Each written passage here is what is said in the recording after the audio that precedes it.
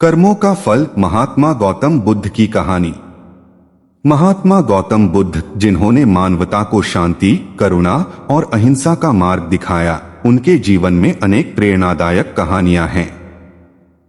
इन कहानियों में से एक प्रसिद्ध कथा है कर्मों का फल, जो हमें यह सिखाती है कि हमारे कर्म ही हमारे जीवन को निर्धारित करते हैं।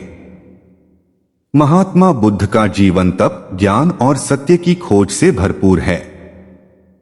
राजकुमार सिद्धार्थ से लेकर बुद्धत्व प्राप्त करने तक उनके जीवन का हर चरण हमें महत्वपूर्ण जीवन पाठ सिखाता है। कर्मों के फल की यह कहानी उनके जीवन के उस समय की है जब वे अपने शिष्यों के साथ विभिन्न स्थानों पर प्रवचन दे रहे थे। एक दिन महात्मा बुद्ध अपने शिष्यों के साथ एक गांव पहुंचे। गांव में बुद्ध की ख्याति पहले से ही फैल चुकी थी और लोग उनके दर्शन के लिए उत्सुक थे। गांव के लोग बुद्ध और उनके शिष्यों का आदरपूर्वक स्वागत करने लगे। वहीं गांव का एक संपन्न व्यक्ति, जिसका स्वभाव घमंडी और कटु था, बुद्ध के प्रति ईर्ष्या से भरा हुआ था। उस व्यक्ति ने सोचा, यह भिक्षु तो केवल लोगों को प्रवचन देकर और भोजन मांगकर अपना जीवन यापन करते हैं। इनमें ऐसा क्या विशेष है कि लोग इन्हें इतना सम्मान देते हैं। उस व्यक्ति ने बुद्ध की परीक्षा लेने का निश्चय किया। अगले दिन वह व्यक्ति बुद्ध के पास पहुंचा और बिना किसी कारण के उन्हें अपशब्द कहने लगा। उसने कहा, तुम जैसे साधु केवल आलसी हैं। मेहनत किए बिना दूसरों पर निर्भर रहना तुम्हारी आदत बन गई है। तुम्हारा यह ज्ञान केवल दिखावा है।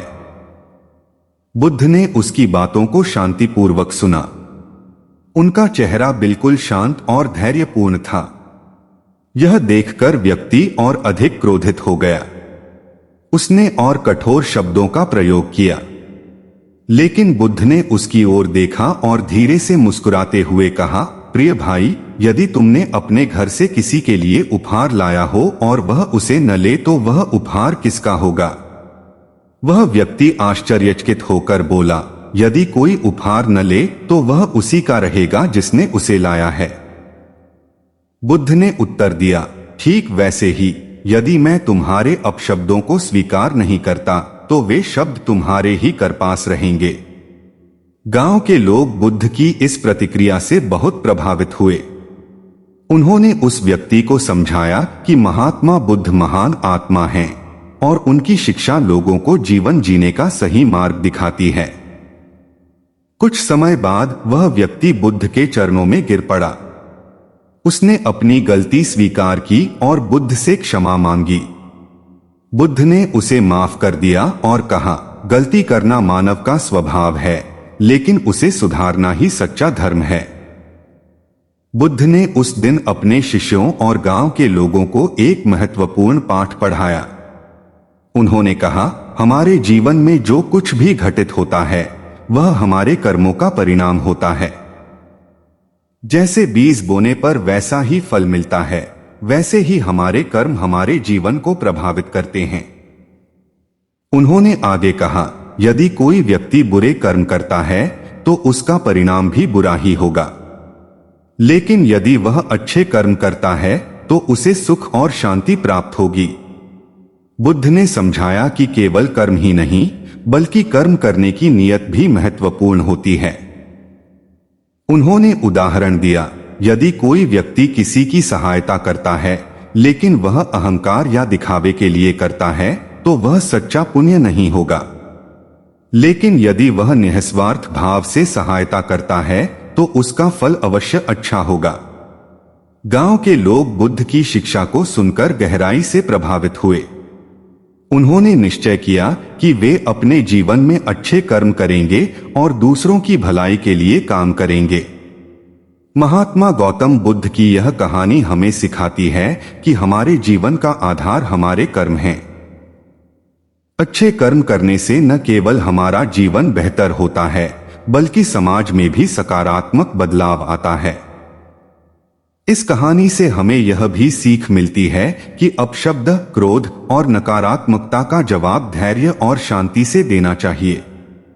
बुद्ध का जीवन इस बात का जीता जागता प्रमाण है कि सत्य और करुणा का मार्ग ही जीवन में सच्ची शांति और आनंद प्रदान करता है। महात्मा गौतम बुद्ध की यह प्रेरणादायक कथा हमें जीवन के हर कदम पर सही मार्गदर्शन देती है।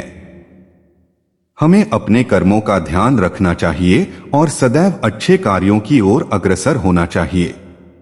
यही जीवन का सच्चा अर्थ और सार है।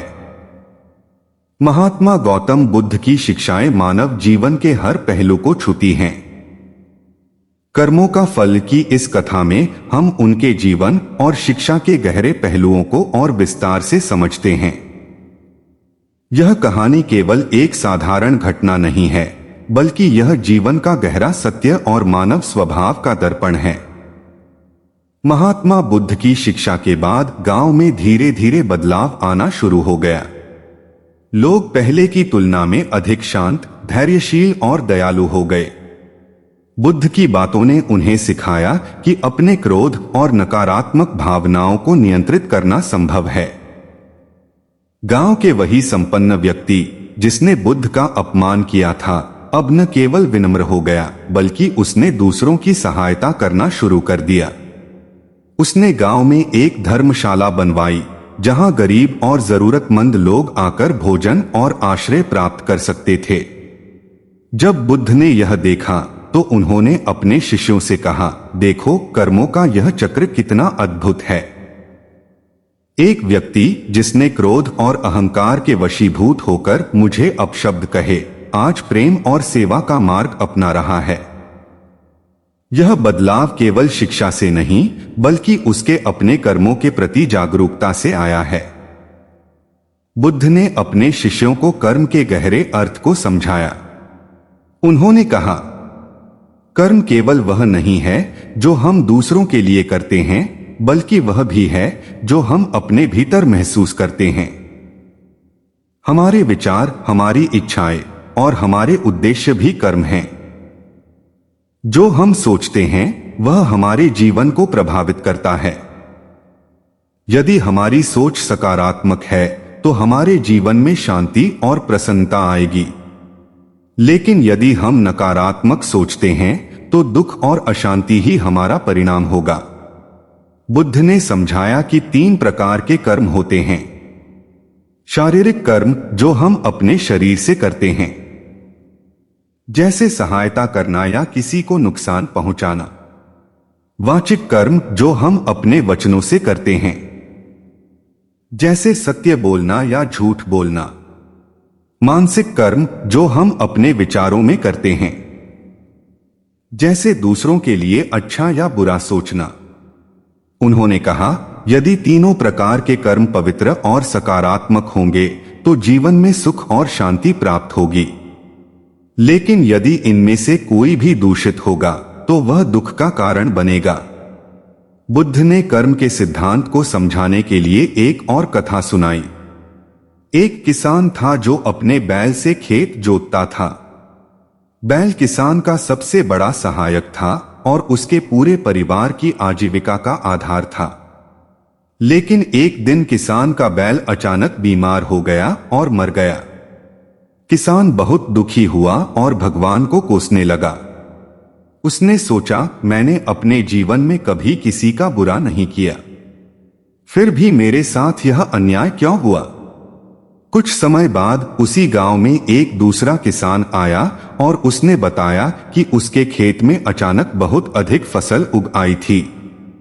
वह किसान पहले बहुत गरीब था, लेकिन अब वह संपन्न हो गया था। पहला किसान यह देखकर और क्रोधित हो गया। वह बुद्ध के पास गया और अपनी व्यथा सुनाई। बुद्ध ने मुस्कुराते हुए कहा, प्रिय किसान, तुम्हारा दुख और दूसरा किसान का सुख केवल इस जन्म के कर्मों का परिणाम नहीं है। यह कर्मों का चक्र है जो कई जन्मों तक चलता है। तुम्हारे बैल का मरना और दूसरे किसान का धनवान होना सब पूर्व जन्म के कर्मों का फल है। लेकिन यह याद रखो कि जो तुम्हारे पास है वह तुम्हारे अपने कर्मों का परिणाम है और भविष्य तुम्हारे वर्तमान कर्मों से बनता है। इसलिए सदैव अच्छा करो। किसान ने बुद्ध की बातों को समझा और अपने दुख को स्वीकार कर लिया। कर्मों के फल को समझने के लिए बुद्ध ने धैर्य और क्षमा को अत्यधिक महत्वपूर्ण बताया। उन्होंने कहा, जब कोई तुम्हें अपशब्द कहे या तुम्हारे साथ अन्याय करे तो प्रतिक्रिया देने से पहले रुक जाओ। अपने भीतर शांति को महसूस करो। धैर्य रखने से तुम अपने कर्मों को सकारात्मक बनाए रख सकते हो। उन्होंने एक बार अपने शिष्यों को एक घटना सुनाई। एक बार एक साधु जंगल में ध्यान कर रहा था। एक शिकारी वहां आया और साधु से मदद मांगने लगा। शिकारी ने कहा कि उसे एक हिरण चाहिए जिसे उसने खो दिया था। साधु ने विनम्रता से मना कर दिया और कहा, मैं तुम्हारी सहायता नहीं कर सकता। मैं किसी जीव को नुकसान पहुंचाने में सहायता नहीं कर सकता। शिकारी क्रोधित हो गया और साधु पर तीर चलाने की धमकी दी, लेकिन साधु शांत रहा। उसकी शांति देखकर शिकारी का क्रोध शांत हो गया। उसने अपना हथियार नीचे रख दिया और साधु से क्षमा मांगी। बुद्ध ने कहा, साधु का धैर्य ही उसका सबसे बड़ा कर्म था। उसने न केवल अपना कर्म पवित्र रखा बल्कि शिकारी के जीवन में भी बदलाव लाया। बुद्ध ने समझाया कि कर्मों का चक्र केवल इस जीवन तक सीमित नहीं है। यह चक्र हमारे पुनर्जन्मों को भी प्रभावित करता है। उन्होंने कहा, जिस प्रकार बीज अंकुरित होकर वृक्ष बनता है और वृक्ष से नए बीज निकलते हैं, वैसे ही हमारे कर्मों का चक्र चलता रहता है। यह चक्र तब तक चलता रहेगा जब तक हम इसे तोड़ नहीं देते। इसे तोड़ने का मार्ग है सत्य, ध्यान और आत्मज्ञान। बुद्ध ने अपने शिष्यों को यह भी सिखाया कि अच्छे कर्मों से न केवल हमें सुख मिलता है बल्कि यह हमारे आसपास के वातावरण को भी सकारात्मक बनाता है। कुछ वर्षों बाद वही गांव जहां बुद्ध ने कर्मों का फल की शिक्षा दी थी, पूरी तरह बदल चुका था। लोग एक दूसरे की सहायता करने लगे। क्रोध, ईर्ष्या और द्वेष के स्थान पर प्रेम, करुणा और सहयोग का वातावरण बन गया। एक दिन बुद्ध के शिष्य उस गांव से गुजरे और उन्होंने देखा कि गांव पहले से अधिक समृद्ध और शांतिपूर्ण हो गया था। उन्होंने बुद्ध से कहा, गुरुजी, आपकी शिक्षाओं ने इस गांव को बदल दिया है। बुद्ध ने उत्तर दिया, यह मेरी शिक्षा का प्रभाव नहीं बल्कि उनके कर्मों का फल है। मैंने केवल उन्हें सही मार्ग दिखाया। उन्होंने अपने कर्मों को बदला और परिणामस्वरूप उनका जीवन बदल गया। महात्मा गौतम बुद्ध की यह विस्तृत कथा हमें यह सिखाती है कि कर्मों का प्रभाव हमारे जीवन में अनिवार्य है। जो हम आज करते हैं वह कल हमारे सामने आएगा। यदि हम अपने कर्मों को सही और सकारात्मक बनाए रखें तो न केवल हमारा जीवन सुधरेगा बल्कि समाज में भी शांति और समृद्धि आएगी। बुद्ध का जीवन और उनकी शिक्षाएं हमें प्रेरणा देती हैं कि हम अपने कर्मों पर ध्यान दें और सच्चाई, धैर्य और करुणा के मार्ग पर चलें। यही जीवन का सार और सबसे बड़ा सत्य है। महात्मा बुद्ध ने कर्मों के महत्व को समझाने के साथ यह भी बताया कि ध्यान और आत्मनिरीक्षण कैसे हमारे कर्मों को नियंत्रित और सकारात्मक बना सकते हैं। उन्होंने कहा, मनुष्य का मन चंचल होता है। यह विचारों और इच्छाओं का केंद्र है। जब तक हम अपने मन को शांत और केंद्रित नहीं करते, तब तक हम अपने कर्मों को पूरी तरह से नियंत्रित नहीं कर सकते। ध्यान ही वह मार्ग है जो हमें अपने मन और कर्मों पर विजय पाने में सहायता करता है। बुद्ध ने उदाहरण दिया, एक तीरंदाज अपनी कला में तभी निपुण हो सकता है जब उसका ध्यान केवल लक्ष्य पर हो। यदि उसका मन इधर उधर भटकेगा तो तीर कभी अपने निशाने पर नहीं लगेगा। इसी प्रकार ध्यान हमें अपने मन को नियंत्रित करने और उसे सकारात्मक कर्मों की ओर केंद्रित करने में मदद करता है। उन्होंने अपने शिष्यों को नियमित रूप से ध्यान करने और आत्मनिरीक्षण करने का निर्देश दिया। उन्होंने कहा, हर दिन के अंत में अपने कर्मों का मूल्यांकन करो। सोचो कि क्या तुमने किसी को ठेस पहुंचाई, क्या तुमने किसी की सहायता की? यही आत्मनिरीक्षण तुम्हें अपने कर्मों को बेहतर बनाने में मदद करेगा। बुद्ध ने अपने शिष्यों को एक और कथा सुनाई जो कर्मों के नकारात्मक प्रभावों को दर्शाती है। एक बार एक व्यक्ति बहुत ही क्रोधी और घमंडी था। उसने अपने जीवन में कई लोगों के साथ बुरा व्यवहार किया। वह हमेशा दूसरों को नीचा दिखाने की कोशिश करता और अपने लाभ के लिए किसी भी हद तक चला जाता। एक दिन वह व्यक्ति बीमार पड़ गया। उसकी बीमारी धीरे धीरे गंभीर होती गई और वह बहुत पीड़ित होने लगा। उसने कई चिकित्सकों से इलाज कराया, लेकिन कोई फायदा नहीं हुआ। जब वह मरने के करीब पहुंचा तो उसे अपने किए गए बुरे कर्म याद आने लगे। वह भय और पश्चाताप से भर गया। उसने अपने परिवार से कहा, मेरे साथ जो हो रहा है वह मेरे ही बुरे कर्मों का परिणाम है। मैंने अपने जीवन में किसी का भला नहीं किया। अब मैं जानता हूं कि मैं अपने कर्मों के फल से बच नहीं सकता। इस कथा को सुनाकर बुद्ध ने कहा, हमेशा यह याद रखो कि कोई भी व्यक्ति अपने कर्मों के परिणाम से नहीं बच सकता। जो बुरा करेगा उसे दुख भोगना पड़ेगा और जो अच्छा करेगा उसे सुख मिलेगा। यह प्रकृति का नियम है। बुद्ध ने यह भी सिखाया कि कर्म केवल व्यक्तिगत नहीं होते, उनका प्रभाव समाज पर भी पड़ता है। उन्होंने कहा, एक मनुष्य के बुरे कर्म पूरे समाज में अशांति फैला सकते हैं, जबकि उसके अच्छे कर्म समाज में प्रेम और शांति ला सकते हैं। उन्होंने एक राजा की कहानी सुनाई। एक राजा ने अपने राज्य में सभी से कर वसूलने का आदेश दिया। उसने निर्दयी अधिकारियों को नियुक्त किया जो गरीब किसानों को भी नहीं बख्शते थे। इससे राज्य में विद्रोह शुरू हो गया और राजा को अपनी सेना से विद्रोह को दबाना पड़ा। फिर एक दिन राजा बुद्ध के पास पहुंचा और पूछा, भगवान, मेरा राज्य अशांत क्यों है? मैंने तो केवल अपने खजाने को भरने के लिए कर लगाया था।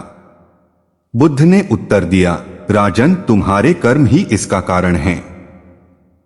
जब तुमने अपनी जनता को पीड़ा दी तो उन्होंने विद्रोह किया। यदि तुमने उनकी भलाई का विचार किया होता तो तुम्हारा राज्य शांत और समृद्ध होता। राजा ने अपनी गलती स्वीकार की और जनता पर कर का बोझ कम कर दिया। धीरे धीरे राज्य में शांति स्थापित हो गई। महात्मा बुद्ध ने यह भी बताया कि यदि किसी ने बुरे कर्म किए हों तो वह कैसे उन्हें सुधार सकता है।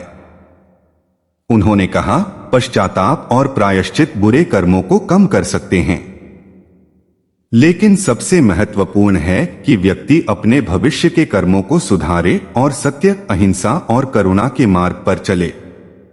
उन्होंने यह भी सिखाया कि दान, सेवा और ध्यान के माध्यम से व्यक्ति अपने कर्मों को शुद्ध कर सकता है। महात्मा बुद्ध के जीवन में अंगुलिमाल की कथा कर्मों की शक्ति और शुद्धि का एक प्रेरक उदाहरण है। अंगुलिमाल एक कुख्यात डाकू था जिसने 100 लोगों की हत्या करने की प्रतिज्ञा की थी। वह निर्दयता से लोगों की जान लेता और उनकी उंगलियों की माला बनाकर पहनता था। एक दिन महात्मा बुद्ध उससे मिलने गए। जब अंगुलिमाल ने बुद्ध को रोका तो बुद्ध ने उससे कहा, तुम्हारे कर्म तुम्हें दुख के सिवाय कुछ नहीं देंगे। यदि तुम इस पथ को छोड़कर प्रेम और करुणा का मार्ग अपनाओ तो तुम्हारा जीवन बदल सकता है। बुद्ध के वचनों ने अंगुलिमाल के हृदय को छू लिया। उसने अपने पापों का पश्चाताप किया और बुद्ध के शिष्य बन गया। उसने अपने बुरे कर्मों को त्याग कर लोगों की सेवा करना शुरू किया। यह कहानी दिखाती है कि हमारे वर्तमान कर्म हमारे भविष्य को बदल सकते हैं। महात्मा बुद्ध ने अपनी शिक्षाओं में बार बार यह कहा कि कर्म का नियम अपरिवर्तनीय है।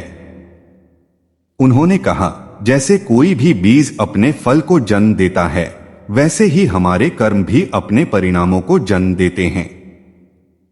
हम जो बोते हैं वही काटते हैं।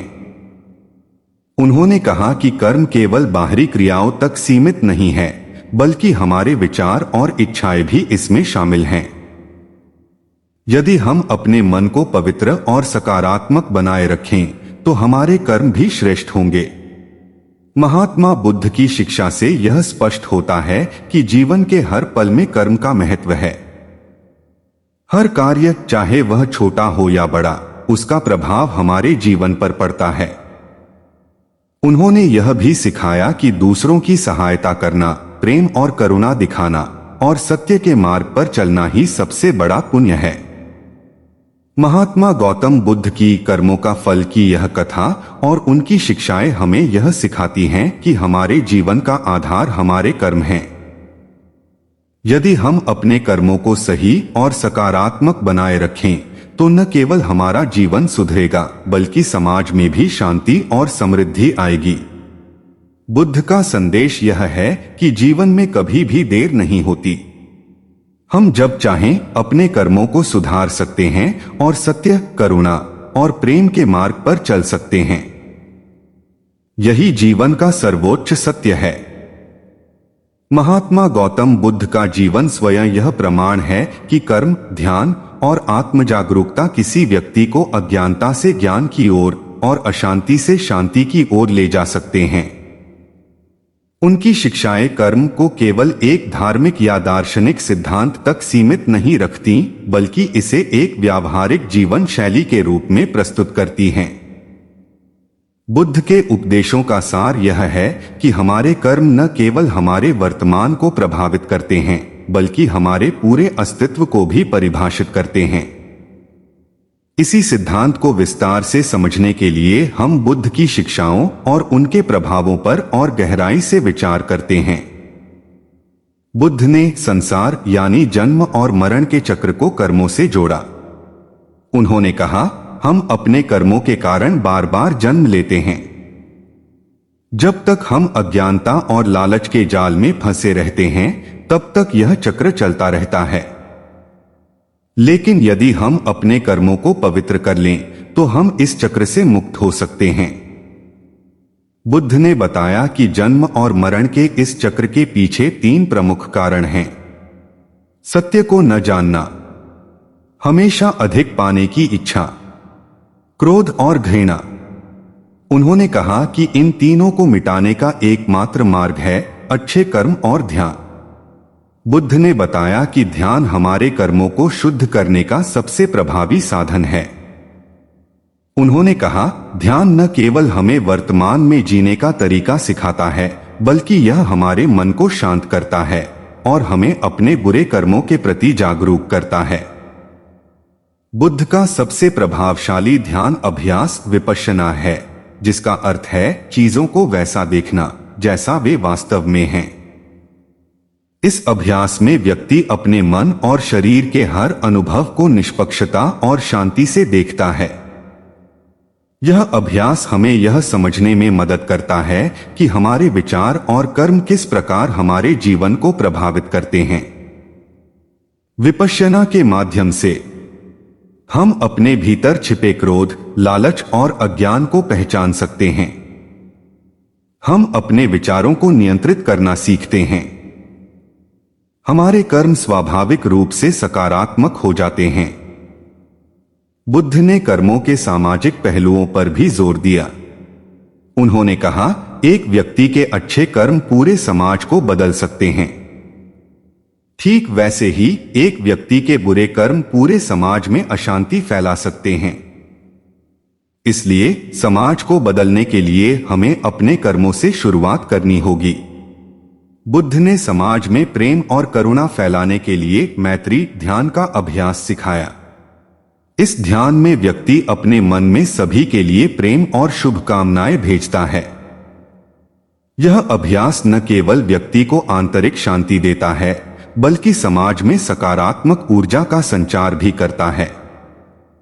बुद्ध ने कहा, जब एक व्यक्ति दूसरे के प्रति प्रेम और करुणा का भाव रखता है तो वह अपने कर्मों के माध्यम से समाज को भी बेहतर बनाता है। बुद्ध ने एक बार कर्म के सामाजिक प्रभाव को समझाने के लिए यह कथा सुनाई। एक राजा ने अपने राज्य में घूमने का निश्चय किया। वह साधारण कपड़ों में एक गांव पहुंचा। वहां उसने देखा कि एक गरीब किसान अपनी फसल काट रहा था। किसान ने राजा को पहचान नहीं पाया और उसे भोजन के लिए आमंत्रित किया। किसान ने राजा को अपनी झोपड़ी में बिठाया और जो भी उसके पास था वह उसे परोसा। राजा ने किसान की उदारता और दयालुता से प्रभावित होकर कहा, तुम्हारे पास इतना कम है, फिर भी तुमने मुझे इतना दिया क्यों? किसान ने उत्तर दिया, यह मेरा कर्तव्य है। यदि मैं दूसरों की सहायता नहीं कर सकता तो मेरे पास जो कुछ है वह व्यर्थ है। राजा ने कहा, तुम्हारे जैसे लोगों के कारण ही यह राज्य सुरक्षित और समृद्ध है। बुद्ध ने समझाया कि किसान का यह कर्म न केवल उसे आंतरिक संतोष देगा बल्कि यह समाज में भी सकारात्मकता फैलाएगा। बुद्ध ने कर्मों को आत्मज्ञान प्राप्त करने का आधार बताया। उन्होंने कहा, जब तक हमारे कर्म पवित्र नहीं होंगे तब तक हम आत्मज्ञान की ओर अग्रसर नहीं हो सकते। बुद्ध ने कर्मों को सुधारने और आत्मज्ञान प्राप्त करने के लिए अष्टांगिक मार्ग का उपदेश दिया। इसमें 8 प्रमुख तत्व शामिल हैं।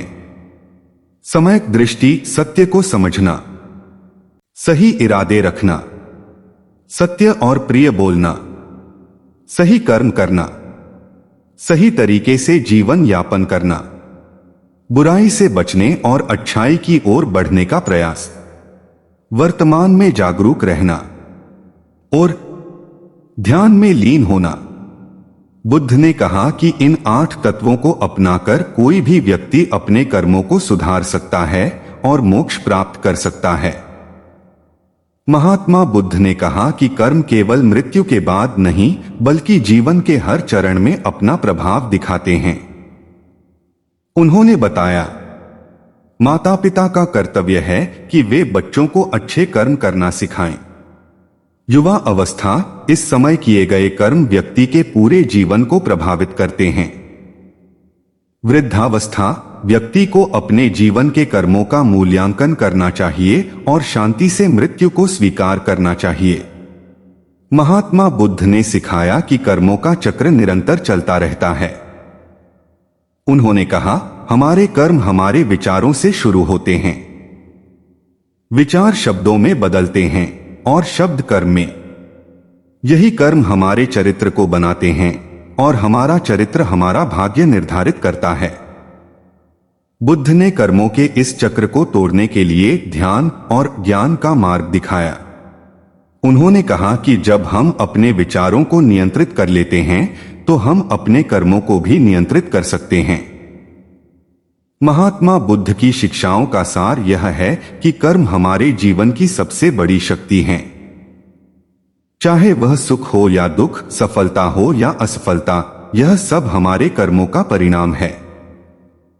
बुद्ध ने कहा, यद्यपि कर्म का नियम अपरिवर्तनीय है, फिर भी मनुष्य स्वतंत्र है। वह अपने कर्मों के माध्यम से अपना भविष्य बना सकता है। अच्छे कर्मों के द्वारा वह अपने जीवन को सुंदर और सुखद बना सकता है। महात्मा गौतम बुद्ध की शिक्षाएं यह सिखाती हैं कि कर्म केवल एक धार्मिक सिद्धांत नहीं बल्कि जीवन का आधार हैं। हमारे कर्म हमारे विचारों, शब्दों और कार्यों में प्रकट होते हैं। यदि हम अपने कर्मों को सकारात्मक और पवित्र बनाएं, तो हम न केवल अपने जीवन को बदल सकते हैं बल्कि समाज और संसार को भी बेहतर बना सकते हैं। महात्मा गौतम बुद्ध कहते हैं कि वर्तमान में अच्छे कर्म करो, अपने विचारों को पवित्र रखो, सत्य, करुणा और अहिंसा के मार्ग पर चलो।